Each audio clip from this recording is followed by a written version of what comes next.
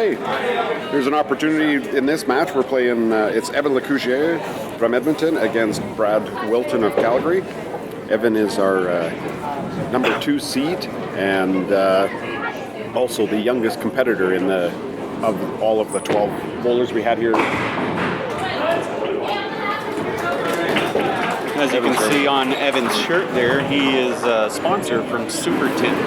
They specialize in tinting and whatnot in Edmonton, Alberta. Evan is your typical young bowler now, throwing the hard, straight ball straight up the gut.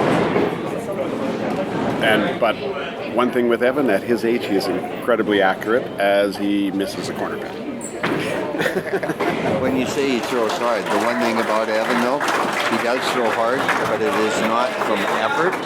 It's just natural for him. You know. I play on that ball team with Evan, and he can throw the ball. That's for sure. For sure.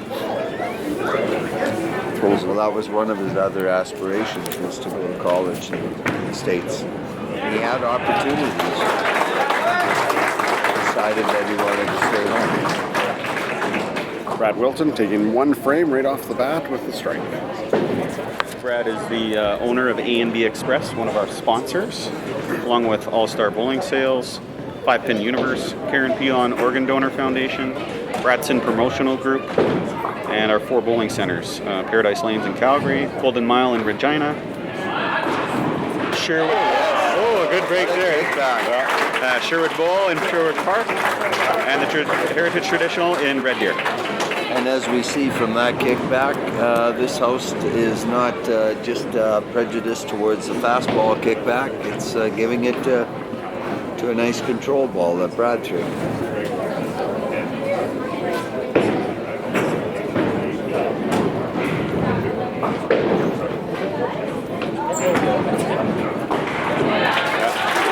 shot. Evan, great response with a nice strike there. So even in Evan's short career on the tour, he's ranked number 3 in the rolling average for top 50 ranked players, which is quite a feat for such a young player at this to be able to play at this level. I think he's 20 years old, if I do recall. Yeah, he just he just turned 21. Just turned 21. So yeah. And Evan's feat was. One of his accomplishments was winning the Fort St. John tournament, which was the highest paid tournament. Yeah, $10,000. He beat me in the final. That's right. Yeah. Yes. Bastard. I beat Gino the round before that. So. Yeah. Just had to make comment of that, eh? Yeah, that was a good weekend. We enjoyed ourselves, and they were really good. They treated us well up there.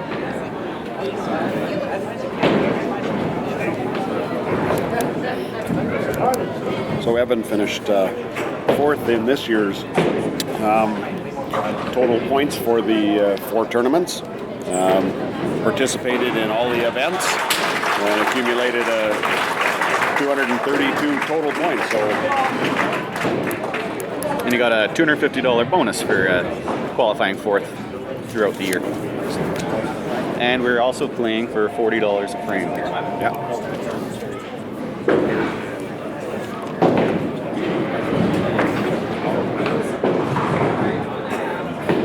Looks like Brad was a little quick there.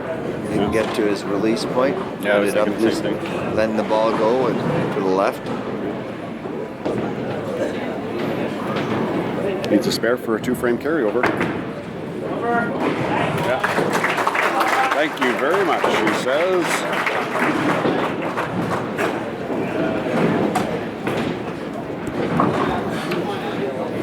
The insignia that Brad has there, toppling bowl on the side, that center used to be the host to the Autumn Open after it was in Chinook. The Autumn Open has been going on for quite a few years. I think it is probably the longest running tournament, with the exception, I shouldn't say that, TPC now is what used to be the Rose Bowl, so I think both those events pretty much started that same time.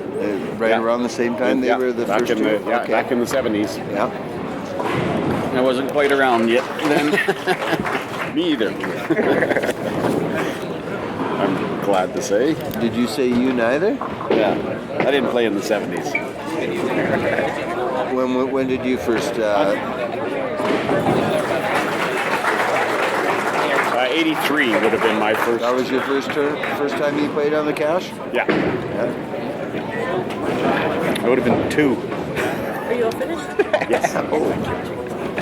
My first one was in '99, and that was I had the pleasure of playing a gentleman by the name of Roy Cunningham, who was we used to call him the Chief in Alberta. He was one of our premier players in the game back then. Yeah, the Alberta Masters Trophy is named after him.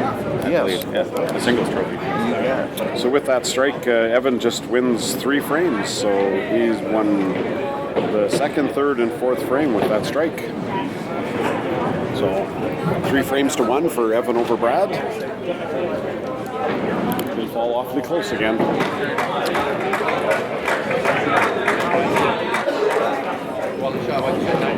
Evan's mom, Janice, is in the crowd watching him here today, and Evan's dad, Mike, is also one of our competitors. That's a bowling family. Yeah.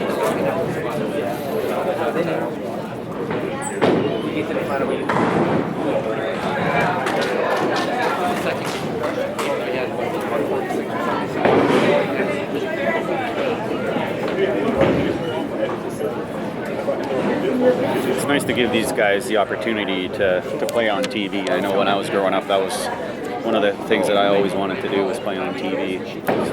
Pretty cool. Actually, I believe we mentioned that Bruce Mortar was in the stands here. I believe Bruce Mortar was the first winner of the TSN, wasn't he?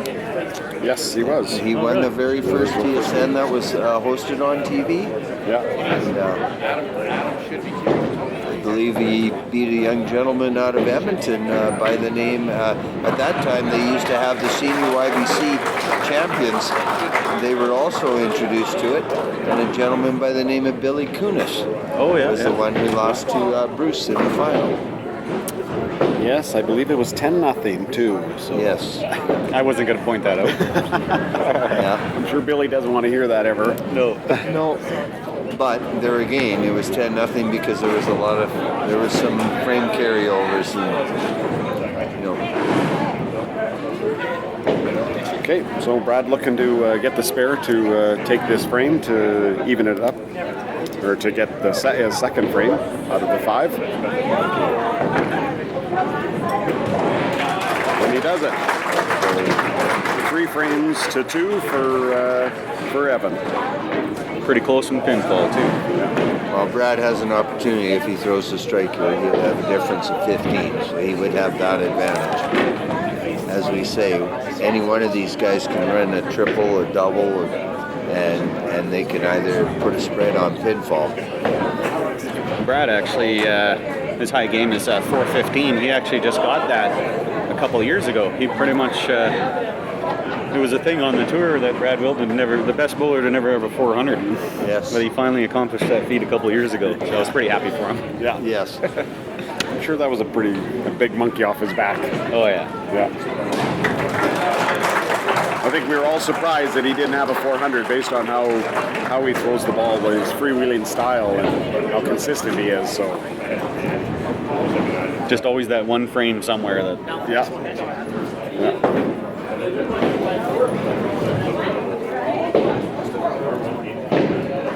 So for you young bowlers, you'll notice that Evan has got the DC custom shoes that he made. So he took a pair of DC shoes and had them converted into bowling shoes. You see more and more of that on the tour now, especially with the young guys. I find that some of the shoes are a little more comfortable than the traditional bowling shoe. So I think that's why a lot of the guys are doing that. Yeah, they're lighter and they're designed for that type of thing. Where the bowling shoes, typical bowling shoes, are a heavier, stronger type. Well, part of the reason for that is most of the bowling shoes that we have out there are basically designed for 10-pin more so than 5-pin. And in 10-pin, you have more planting than what you do in 5-pin. 5-pin, you want to have that nice consistent slide. So Because like when you're standing 12 hours a day, it's nice to have some comfortable footwear. yeah, Absolutely. All right, so with that, Brad takes his third frame, so we're now 3 frames apiece.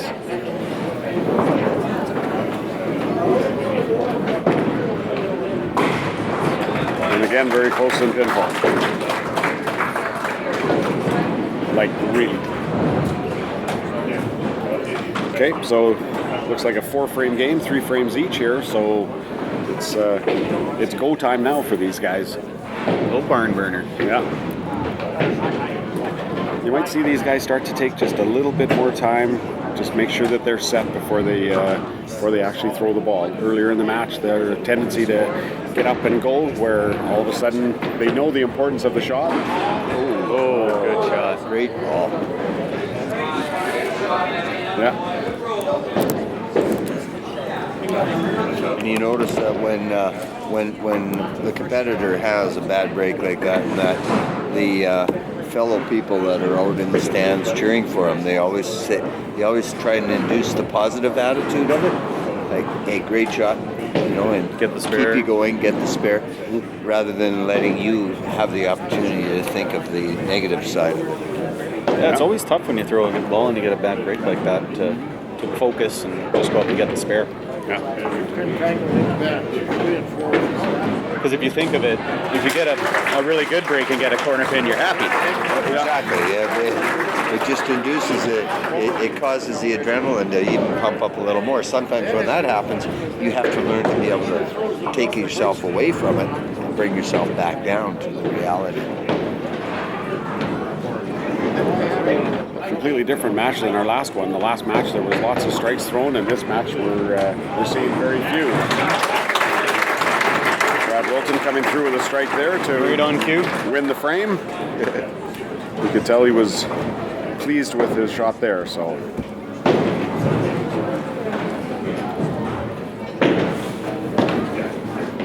we go up there and we're trying to execute.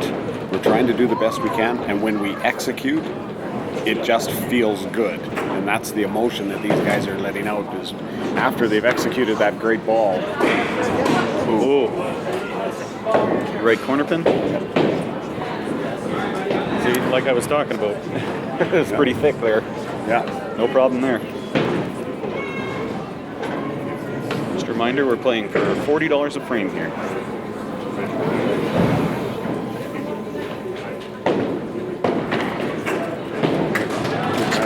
Solid spare there.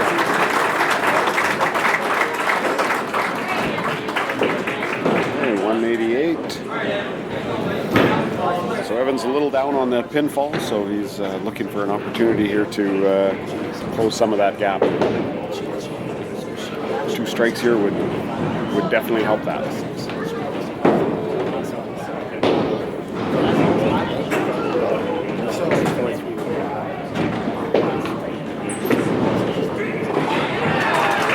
Big shot there.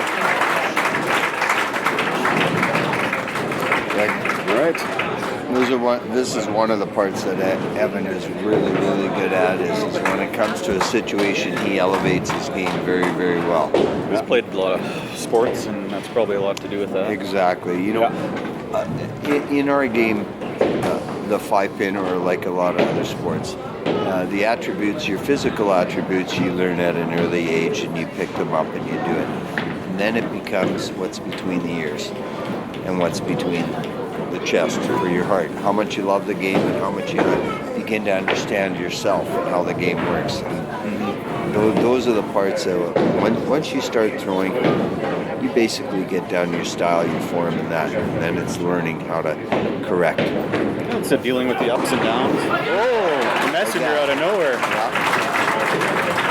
Exactly.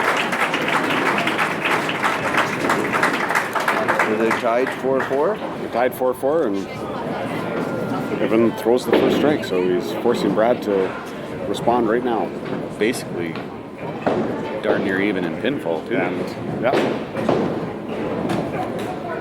You can see Brad's taking just a little more extra time on this shot. He looked a little off. Oh, he liked it. I thought he looked a little off there, but I guess not. Okay, here we go, 10th frame.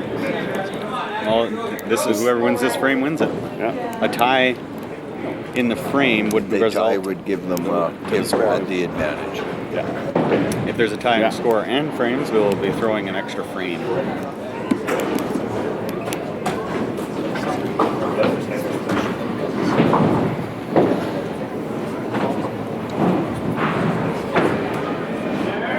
Wow. Roast. Yeah. So that's the second time on that lane with the left pocket has left the left corner. You bet. That's similar to the shot that happened that Evan threw. Yeah. Same thing, threw a great shot into that pocket and left that corner. So this is a critical spare here, and I think he knows it. Oh yes, that's such a good feeling when you throw that ball, you let it go, and you know it's right on line. Yeah, especially with corners. As soon as you let it go, you know where it's going. Yeah. 30 count here is critical to force either Evan to throw a double to win the 2 frames. So it's this strike here is Big shot. very big shot. Yeah. He likes it. Yeah. Well, give them an opportunity. Oh, so Evan, the match is in Evan's hands. What's that? The match is in Evan's hands. Yes. He has a But he has to Throws throw a double. He needs a first strike for sure. Yeah. Nope. 45. In the 10th, it's count, is it not?